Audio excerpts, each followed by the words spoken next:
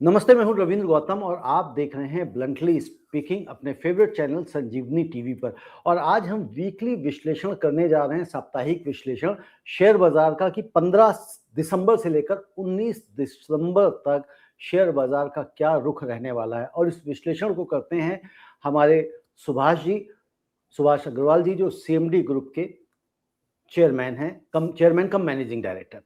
तो सुभाष जी से आज हम ये पूछेंगे, समझेंगे कि जो लास्ट वीक, यानी कि अगर हम करंट वीक आज की हम बात कर लें, तो इस वीक 3 दिन शुरुआत में मार्केट क्यों डाउन रहा, और फिर जो 2 दिन मार्केट में तेजी आई वो क्या सिर्फ फेड पॉलिसी के कारण आई या और भी ग्लोबल क्यूज बने, और नेक्स्ट वीक मार्केट किस तरह की रहने की संभावना है। सुभाष जी, आपका बहुत बहुत स्वागत है। बहुत बहुत धन्यवाद। और रविंदर जी, जी, सभी व्यूअर्स का भी बहुत बहुत धन्यवाद जो मुझे फॉलो करते हैं, देखते हैं, अपना टाइम लगाते हैं। बिल्कुल सुभाष जी, जी। आपके तो जो दर्शक हैं, जो व्यूअर हैं, बड़े मतलब वो कहते हैं ना, लगातार बढ़ते भी जा रहे हैं, और साथ के साथ वो वेट करते रहते हैं कि भाई सुभाष जी का वीकली एनालिसिस आएगा तो फिर उसके हिसाब से हम मतलब उनको कहते हैं ज्ञान मिल जाता है, नॉलेज मिल जाती है, रेंज मिल जाती है, और वो जो मार्केट का आउटलुक है वो आप उनका शेयर करते हैं। सुभाष जी, अगर हम लास्ट वीक, जैसे मैंने कहा कि शुरुआत के जो 3 दिनों में हमने मार्केट में मंदी देखी, तो ये 3 दिनों का मार्केट में मंदी का क्या विशेष कारण या मेन कारण ये जो फेड पॉलिसी का जो आना था वही कारण मेन रहा, या और भी कुछ ग्लोबल क्यूज या घरेलू समस्याएं नहीं जिसकी वजह से 3 दिन अ, मार्केट में शुरुआती मंदी देखने को मिली? देखो, मार्केट में सही मायने में शुरू के 3 दिनों में मंदी रही है। और फेड पॉलिसी जब वो 25 पैसा रेट कट किया, जबकि उम्मीद जी, थी कि भी वो रेट कट होना है। 87% उनका जो इकोनॉमिस्ट का जो प्रोबेबिलिटी आ रही थी कि भी हाँ जी, 87% is the probability to rate cut it, तो वो 25 पैसा हुआ। तो लेकिन जैसे कि हमें पहले उससे पिछले वीक मैंने थोड़ी सी आपको बुलिश टोन दी थी, जी, वो नहीं हुआ, है ना? जी, इसके पीछे एफपीआई की कंटिन्यूअस सेलिंग रही है ना? और बैंक ऑफ जापान का बॉन्ड जो है वो राइजिंग हो रहा है। हुँ, और वहाँ पे भी ये लग रहा है कि वहाँ रेट बढ़ेंगे। बैंक ऑफ जापान की कभी रेट 25 पैसा भी नहीं होता था। अब वहाँ 10 ईयर का तकरीबन 1.97 के करीब चल रहा है। जो कि वो इंटरनेशनल मार्केट के हिसाब से बहुत ज़्यादा है। और यहाँ पे इंडियन में भी देखिए, विशेष कोई बड़ा कारण नहीं था, लेकिन जो यूएस और इंडिया की जो ट्रेड नेगोशिएशन डील है, वो पीछे राजेश अग्रवाल सेक्रेटरी ने कहा था कि दिसंबर तक होने की पूरी उम्मीद है। अभी चीफ इकोनॉमिक एडवाइजर ने 31 मार्च तक कहा था कि हो जाएगी।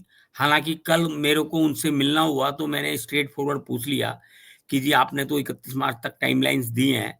तो वो हुँ, कहता है कि भई ये मीडिया की है, मैंने कोई टाइमलाइन नहीं दी, है 31 नहीं? मार्च 2026। हाँ, 31 मार्च 2026 की दी हुई है एज़ पर हुँ, मीडिया। वो मतलब ओके, मीडिया की है, मैंने सही मायने में ये कहा था कि भई अ, चीज़ें अब सही हो रही है, जल्दी हो जानी चाहिए। तो ओके, उनका क्वेश्चन था कि मार्च 2026 तक हो जाएगी, तो मैंने कहा हो भी सकती है। तो इसका ये मतलब नहीं था कि भई मार्च 2026 तक हो जाएगी, है ना? More likely. तो जी, बाकी इसमें देरी बहुत हो रही है। अनसर्टेनिटी जो है ना, वो प्रॉब्लम क्रिएट करती है। मार्केट में अनसर्टेनिटी अ, मार्केट सेंटिमेंट को खराब करती है। हुँ, और ये एक रिपोर्ट ऐसी भी है कि 2026 कैलेंडर ईयर से हो सकता है एफपीआई की सेलिंग रुक जाए। तो ओके, उसका क्वेश्चन ये भी था कि भी क्यों रुकेगी? क्या फैक्टर है? हुँ, तो एक तो अन्य वैल्यूएशंस बहुत रीज़नेबल हो गई है। कॉर्पोरेट अर्निंग ग्रोथ बहुत बेटर हो रही है नहीं? जैसे सितंबर क्वार्टर एनकरेजिंग था, दिसंबर क्वार्टर हो सकता है और बेटर हो, लगता ये है कि और बेटर हाँ, होना मतलब ये चाहिए। तय कहा तो यही जा जो था कि भई ग्रीन ये शूट वाला क्वार्टर है, अक्टूबर, नवंबर, दिसंबर क्वार्टर, फिर ये अच्छी अर्निंग्स अच्छी दे सकता है ये। और थर्ड उसका ये था कि भई नेक्स्ट क्वार्टर में ये ट्रेड डील हो जानी चाहिए। तो ये असली चीज़ ये है कि ट्रेड डील होने के बाद ये अनसर्टेनिटी खत्म हो जाएगी और हुँ, वापस से एफपीआई बाइंग पर आ जाएँगे। और ये एफपीआई ओके, का जो मूड बिगड़ा था वो सितंबर 24 से बिगड़ा था, जी। क्योंकि रिजल्ट्स इतने बढ़िया नहीं आ रहे थे, वैल्यूएशंस हमारी एक्सेस में थी, वो यहाँ बेच के बाहर के दूसरे मार्केट में इन्वेस्ट कर रहे थे। तो तब से कुछ महीनों को छोड़ दो बीच में, नहीं तो तब से कंटिन्यूअस सेलिंग चल रही है। और जैसे कि फ्राइडे को भी इन्होंने 1114 करोड़ का माल बेचा, जी। और डोमेस्टिक इंस्टीट्यूशन ने 3869 करोड़ का लिया है। और अब तक हम देखें तो 2 लाख इस साल में 1 जनवरी 2025 से 12 दिसंबर तक 2,77,000 करोड़ का माल बेच चुके हैं। पौने और 3 लाख करोड़ का माल बेच चुके हैं। हाँ जी, हाँ जी। और जबकि डोमेस्टिक इंस्टीट्यूशन 7,45,000 करोड़ का माल ले चुके हैं। खरीद चुके हैं। जी। तो जो ऑप्टिमिज्म था कि भी एफपीआई जो सेलिंग है ना वो रोक देंगे, एक तो ये था कि भी एफपीआई की यदि सेलिंग रुक गई तो हमारा जो रुपी वीक हो रहा है वो बंद हो जाएगा, है ना? रुपी हुँ। वीक के पीछे ये एक 2 कारण मेन है कि एफपीआई की सेलिंग हो रही है और दूसरा ये ट्रेड डील नहीं हो रही, है ना? तो और डोमेस्टिक इंस्टीट्यूशंस की बाइंग लगातार आ रही है, ये बहुत बड़ा स्ट्रॉन्ग पॉइंट है। और हमारा इसलिए कंजम्पशन थ्योरी जो है ना, वो में बरकरार है। इसलिए कंजम्पशन डिस्क्रिशनरी कंजम्पशन सेक्टर जो उससे रिलेटेड कंपनीज है, उनकी परफॉर्मेंस बेटर है। जो एक्सपोर्ट रिलेटेड कंपनीज है, उनकी परफॉर्मेंस थोड़ी सी नेगेटिव है। तो कहने का मतलब ये है कि मार्केट में डोमेस्टिक फैक्टर कोई दिक्कत नहीं है, ग्लोबल क्यूज एक नेगेटिव फैक्टर बने हुए हैं, जियोपॉलिटिकल रिस्क अभी भी चल रहा है। पॉलिटिकल मतलब आप देखो कि कई कंट्रियों का आपस में कितनी प्रॉब्लम चल रही है। और तो इस तरह से एक ट्रम्प जी ने भी सोचा है कि कोर 5 एक ग्रुप बनाए, है ना? हुँ। उसके ऊपर भी जिसमें चाइना, इंडिया, जापान, रसिया, है नहीं? और चाइना, इंडिया, जापान, रसिया जापान, और रशिया। हाँ। अमेरिका 5 लोगों का एक ग्रुप है, जो कि जी। G7 अब इर्रेलेवेंट हो गया है, तो वो उसको जी5 ये करेंगे। रिप्लेस करेंगे। तो हुँ। इससे भी पॉलिटिकली और डिप्लोमेटिकली ये एक ग्रुप बन जाता है, तो पॉजिटिव रहेगा। हाँ जी, अब आप पॉज़िटिव है पूछिए। और बिल्कुल अगर जी5 मतलब अब जिसका जो भी नामकरण वो करें, जी7 से जी5 करेंगे या जो भी करेंगे, हाँ जी, तो मतलब टॉप 5 की कंट्रीज़ में अगर भारत का नाम रहता है, तो ज़ाहिर-सी बात है भारत को वेटेज भी मिलेगा, क्योंकि अमेरिका जो है ना, यूएस प्रेसिडेंट साहब जो है ना, लगातार भारत को धमकाते ही रहते हैं, क्योंकि अभी इसी जो ट्रेड डील की जो आप बात कर रहे हैं, शायद इसी के चलते इन्होंने भी एक स्टेटमेंट दे दिया था कि जो इंडिया है, राइस डंप कर रहा है यूनाइटेड स्टेट्स पे, तो उसके ऊपर हम टैरिफ लगा देंगे, जबकि वो डंपिंग-वंपिंग जैसी तो कोई बात है नहीं। क्योंकि भाई यहाँ से भी अगर कोई एक्सपोर्ट जाता है तो ऑन डिमांड ही तो जाता है ना। बिल्कुल। जी। देखिए वो क्या है कि सेंटिमेंट है ना, बीच-बीच में जो स्टेटमेंट आ जाती है, जी। उससे हमारे सेंटिमेंट खराब हो जाते हैं। हमारे प्राइम मिनिस्टर ने ट्रम्प से बात की थी कि भई ट्रेड डील होने से पहले आप अपना जो पेनल्टी वाला प्रोविज़न है 25% वाला, वो ये हटा विथड्रॉ दीजिए करो, हम। है ना? जी। तो क्योंकि इंडिया जो है ना, ये नहीं है कि 60-70 साल पहले, 50 साल पहले, 40 साल पहले जो इंडिया था उसको धमका के जो मर्ज़ी करा लेते थे। वो जी, अब जी। इंडिया अपने रिस्पेक्ट के हिसाब से, डिग्निटी के हिसाब से कोई भी चीज़ करना चाहता है, किसी के बिल्कुल ठीक प्रेशर बात में नहीं है। ये मैसेज है। बार-बार दिया गया है और अब शायद ट्रम्प को यदि क्लियर नहीं हुआ, तो वो उसकी गलती है। तो अल्टीमेटली वैसा भी बताइए कि अगर ट्रम्प को चीज़ें मैसेज क्लियर नहीं हो रहा और ट्रम्प इसमें डिले कर रहे हैं, तो क्या अमेरिका को कोई नुकसान नहीं है? हम हमारे से ज़्यादा अमेरिका को नुकसान है। वहाँ फार्मा सेक्टर की दवाइयाँ नहीं, जेनेरिक मेडिसिन्स नहीं जा रही। वहाँ के हॉस्पिटल्स, वहाँ के लोकल लोग परेशान हैं, दवाइयाँ किसी भाव नहीं मिल रही है, महँगाई बढ़ रही है। और जो रिप्लेसमेंट है, जो मैंने वो भी उनको नहीं मिला है अभी तक, क्योंकि जो एक्सपोर्टर है, उनको जो इनपुट आ रहा है वहाँ के यूएसए से, वो कह रहे हैं कि जी डील करो, करवाओ, कुछ भी करो, हमें सैटिस्फैक्शन नहीं है। क्योंकि मैं बहुत सारी चीज़ें हैं जो टेक्सटाइल की आइटम्स हैं जो इंडिया के, और जो मेडिसिन्स हैं इनका रिप्लेसमेंट मिल रहा है, मेडिसिन का फिर भी नहीं मिल रहा है, जेनेरिक मेडिसिन्स का। तो वो बहुत ज़्यादा परेशान है। लेकिन वो बहुत ट्रम्प ज़्यादा तो इन परेशान चीज़ों है। पर इतना अब तवज्जो नहीं दे रहा। बिल्कुल। अब सुभाष जी एक चीज़ और बताइए कि जैसे ही तो अमेरिका रहा, तो अमेरिका की वजह से थोड़ा बहुत हम जो भी बीच में भूकंप आया हमारी शेयर मार्केट में। लेकिन ये जो जापान की आपने बात करी, जो येन की बात है, जो येन कैरी ट्रेड की बात कही जा रही है, उनकी यील्ड अच्छी आ रही। तो इसको लेके आने वाले समय में हमें मार्केट में किस तरह का असर और देखने को मिल सकता है? क्योंकि जिस तरह से उनका अगर येन मजबूत हो रहा है, उनकी यील्ड मतलब अच्छी आ रही है, तो क्या हमारी मार्केट से एफपीआईज़ जो वहाँ से पैसा लेके यहाँ लगाते हैं, वो क्या और भागने की कोशिश करेंगे? नहीं, यील्ड अच्छी नहीं आ रही। जैसे वहाँ पे इंटरेस्ट रेट, बोरोइंग कॉस्ट बढ़ती जा रही है जापान के अंदर। अभी तक जी। जापान और जर्मनी का आप कंपैरिज़न करेंगे, तो जापान ने इतने 30 सालों से अपने रेट को मैनिपुलेट किया हुआ था सही मायने में, कि अच्छा। उनका जो इंटरेस्ट रेट है, वो कभी 25 पैसे से ज़्यादा नहीं होता था। और हाँ। वहाँ पे ये उनकी जो पॉलिसीज़ हैं, वहाँ का जो बैंक है, बैंक ऑफ जापान, उन्होंने इस तरह से कर रखा था कि अपना रेट कभी बढ़े नहीं, बोरोइंग कॉस्ट वहाँ पे बढ़ती नहीं थी। लेकिन वो एक नेगेटिव फैक्टर था, क्योंकि फ्री मार्केट नहीं था। और अब जापान की यील्ड बढ़ रही है, जापान के बॉन्ड महँगे हो गए हैं।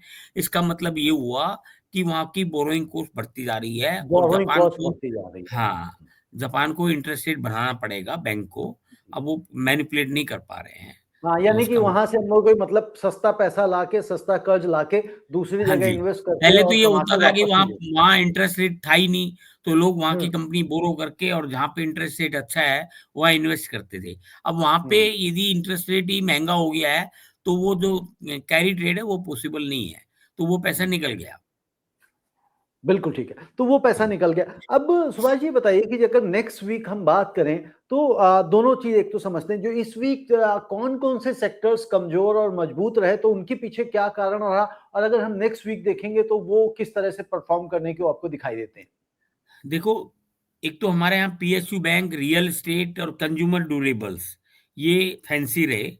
आईटी सेक्टर अगेन थोड़ा-सा स्ट्रेस में रहा। क्योंकि वर्ल्ड में एआई सेक्टर जो था यूएस का, वो जी। उसमें इनका डाउन रहा है। आपको मैं बता देता हूँ, पूरे साल में एस&पी 500 पूरे वीक के अंदर नेट में 0.63% गिरा है। नैस्डैक 1.62% गिरा है। ओनली डो जोन्स एक 1.05% तेज रहा है। तो ये नैस्डैक क्यों गिरा? क्योंकि वहाँ पे एआई से रिलेटेड जो शेयर्स हैं, आर्टिफिशियल, उनमें अभी भी क्लैरिटी नहीं है, उनमें अभी भी लोगों को में घबराहट है, तो उनमें थोड़ी-सी डाउनवर्ड है। तो तो हमारे भी जी, यहाँ पे तो आईटी सेक्टर, हाँ।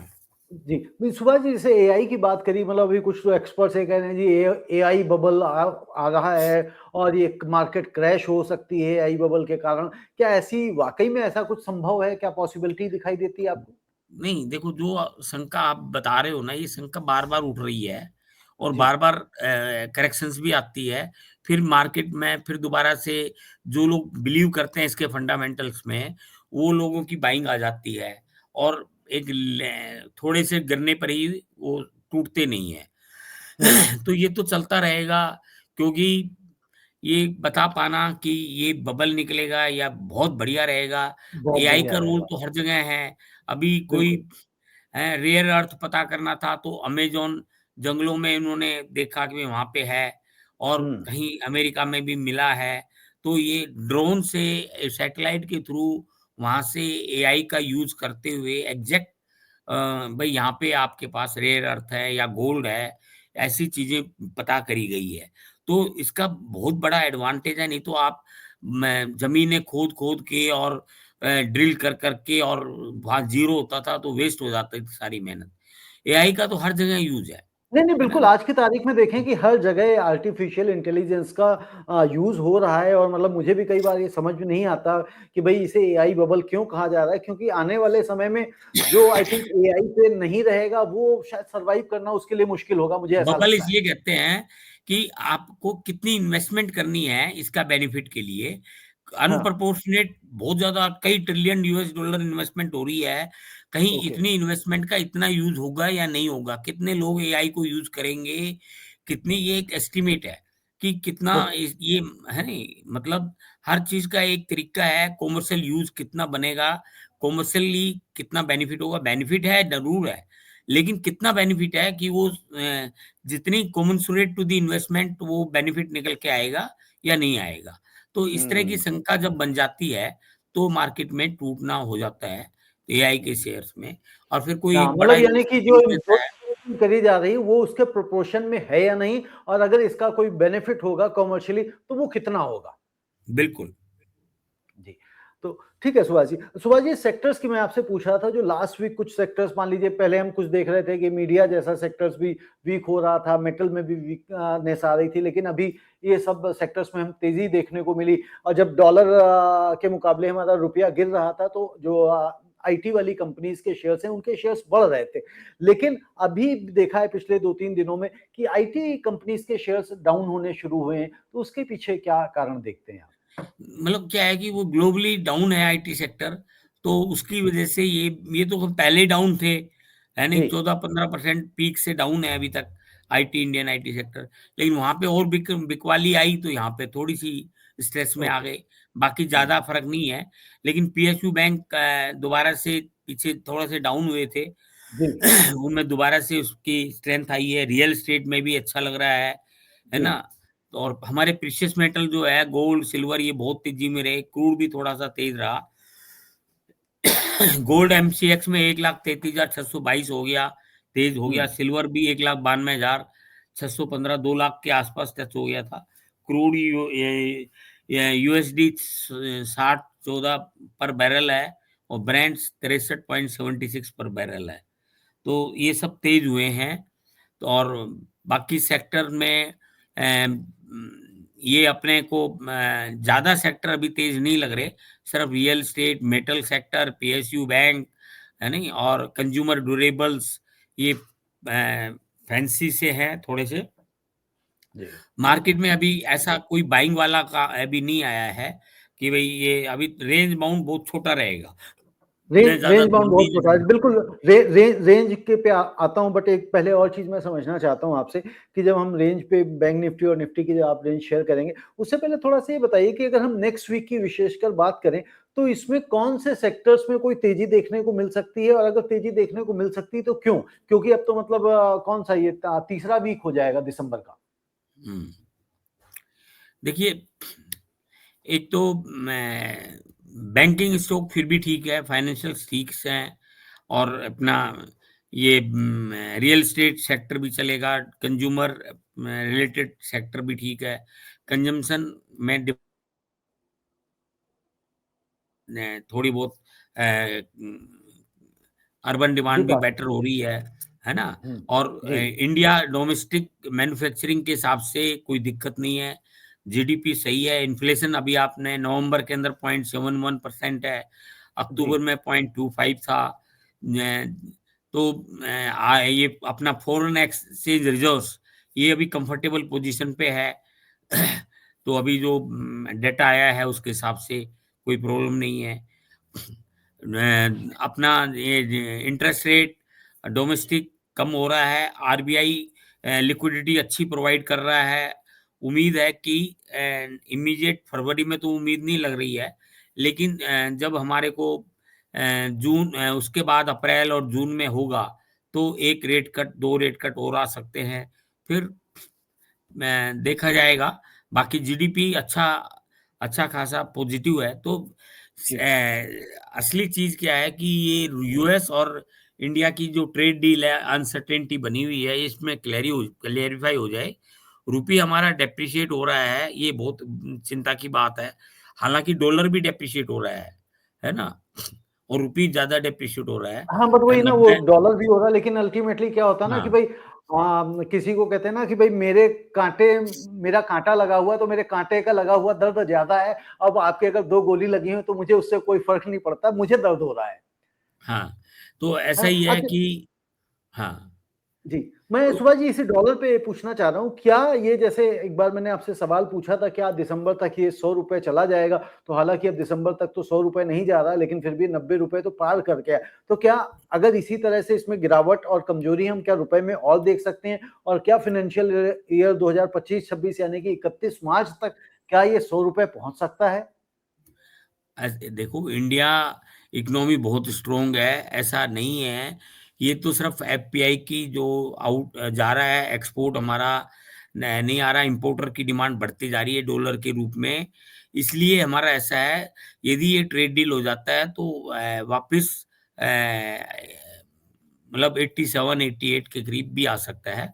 और आप वर्स्ट मैंने 3-4 महीने पहले क्वेश्चन आपसे तब ये रखा था, तो आपने कहा था ₹80 से ऊपर नहीं जाएगा। कब कहा था? अब एग्जैक्ट तो 90 याद नहीं है। 90 से ऊपर कहा होगा। अच्छा 80 तो हमेशा ही है अच्छा, है ना? नहीं मैं 4-5 महीने पुरानी बात कर रहा हूँ मैं। हाँ, तब भी 90 से ऊपर नहीं जाएगा, ये कहा था मैंने। ओके, क्योंकि ठीक है। ट्रेड डील का ये जो इतने लंबा खिंच गया है, ये ऐसा हम्म। ये ऐसा नहीं था। और यदि ये सस्टेन रहते हैं तो हमारा रुपये 92 तक जा सकता है। यदि ट्रेड डील नहीं होती है, लेट अस से 50% ही रहता है, तो ये हाँ, 92 भी जा सकता है। 92 भी जा रहा और यदि है। हो गई तो ये 88 के ऊपर आ जाएगा।